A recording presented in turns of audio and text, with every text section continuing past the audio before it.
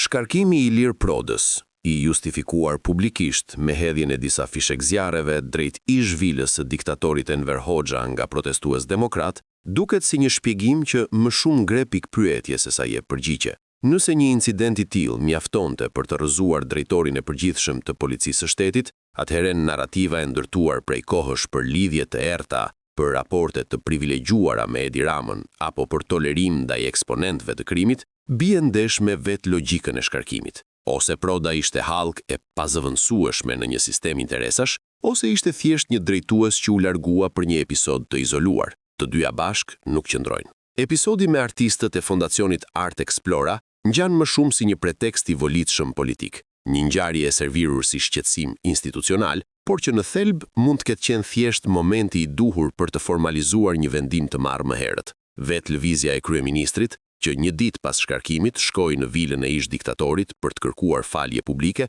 u lexua si një akt simbolik me dy mesazhe: distancim nga ngjarja dhe njëkohësisht vulosje e sakrifikimit të kryepolicit. Por për te episodit të fishek zjarreve, bilanci I drejtimit të Prodës mbetet I mbushur me hije. I emëruar në krye të policisë së shtetit në tetor 2024, pas largimit të papritur të Muhamet Rumbullakut, ai mori detyrën në një moment delikat. Më pas, operacione të rëndësishme dështuan të kapnin figura kyçe të botës së krimit. Rasti I Elvis Doçit, I njohur si visi I Pojës, I cili I shpëtoi arrestimit pas një dosjeje të ardhur nga autoritetet italiane, ishte një nga episodet që ushqeu dyshimet mbi eficiencën ose vullnetin e strukturave drejtuese. Po ashtu, urdhër arreste të lëshuara nga SPAK për organizatën e Suel Çelës, ku vetë kreu I grupit mbeti në Arati, shtuan akuzat për dekonspirim dhe rrjedhje informacioni. Në dosje të tjera, si ajo e tenderave të Akshit, aratisja e biznesmenve Ergys Agasi dhe Ermal Beqiri, të lidhur me pushtetin,